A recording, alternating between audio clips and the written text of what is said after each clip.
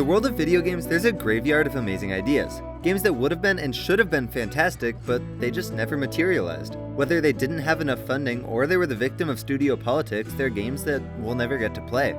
And Lost Soul Aside should have been one of those games, the ambitious, lofty goals of a single developer. But this is the same game 10 years later, and it just released. So today, we're figuring out why it's different. Why did this game survive when so many others couldn't? What makes this one game so special?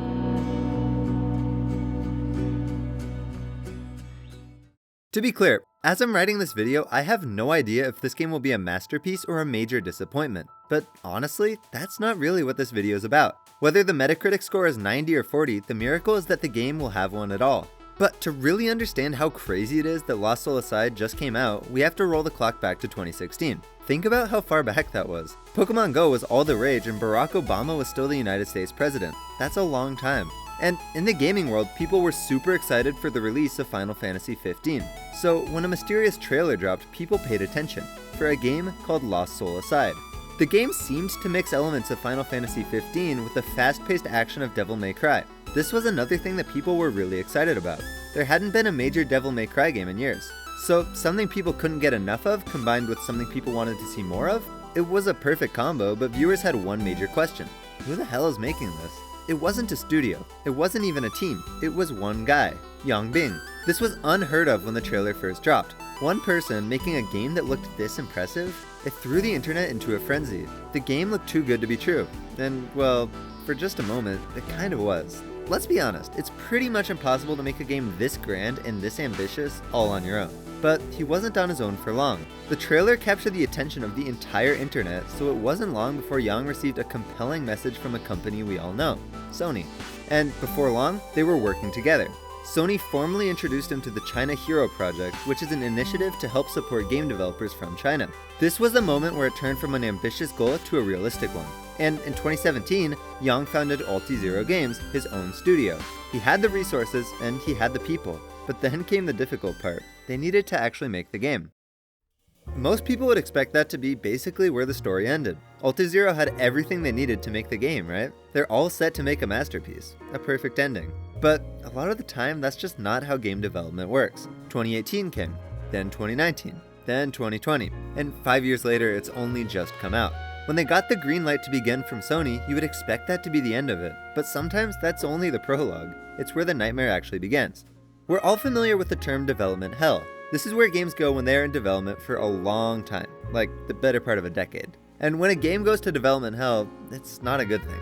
Some games like Team Fortress 2, which was in development for 9 years, turn out great. Alan Wake is another one. But for every one of those, there's a Duke Nukem Forever. 15 years of development just for terrible reviews.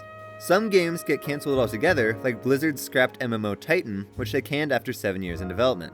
But development hell isn't the only way a game can die. Sometimes when you partner with a bigger company to help publish your game, everything can fall apart. Let's look at Scalebound, which was set to be a major release from Platinum Games exclusive to the Xbox One.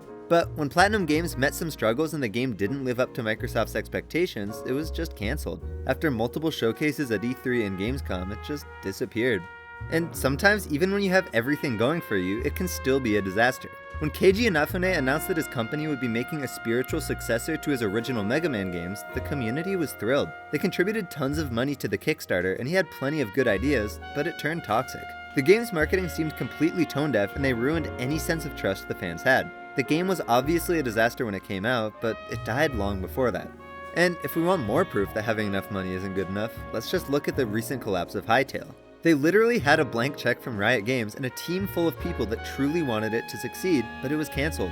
After many delays and the addition of a million different features, it had just gotten to be too much. Regardless of rumors that it may come back, that development cycle was cursed.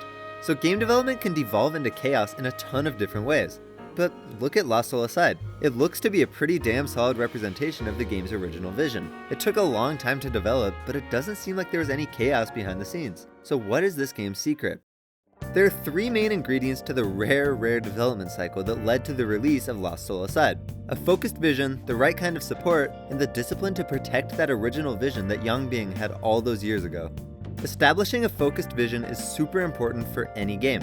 Every good game from Tetris to Red Dead Redemption 2 is so good because the developers knew exactly what they wanted the game to be.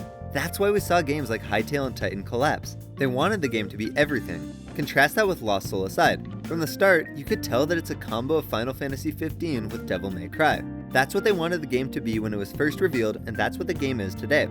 And when Yang had the opportunity to receive the support of Sony's China Hero project, he made the absolute right choice in taking the deal. Their more hands-off nurturing approach let the game grow into exactly what the developers wanted it to. When you compare that with something like Scalebound, which was cancelled after development troubles led to a complete loss of faith from the publisher, you can see the difference. And let's just look at the two trailers again. Although the one on the right looks a lot newer and more polished, you can see it. You can see the DNA of the 2016 version of the game. You can draw a line from the version of the game that just released all the way back to the original. That's how it avoided the pitfall of a game like Mighty No. 9. That game completely lost focus of what it was originally trying to be. Lost Soul Aside did not. So the fact that this game is coming out at all, it's pretty incredible. It had to dodge just about every obstacle you can think of. And like I said, I don't even know if it'll be the amazing experience we all hope it will be. But the mere existence of the game shows that the development made use of all three of those ingredients, which is more than a lot of games can say. So will this happen again? Can developers learn from the story? Definitely. It tells developers that even though game development can be tough, it's not just luck. There are ways to give your game as fair a shot as possible. Be smart and informed about the sort of partners you work with, and never stray from your original vision unless it truly makes sense to do so. But I want to turn the discussion to you. What are your thoughts on Lost Soul Aside? Has it lived up to its potential? I can't wait to hear what you have to say. And if you've made it this far in the video, it would mean the world to me if you subscribe. It makes a huge difference and it only takes a second. With that said, I hope you all enjoyed the video, and I'll see you in a couple of weeks.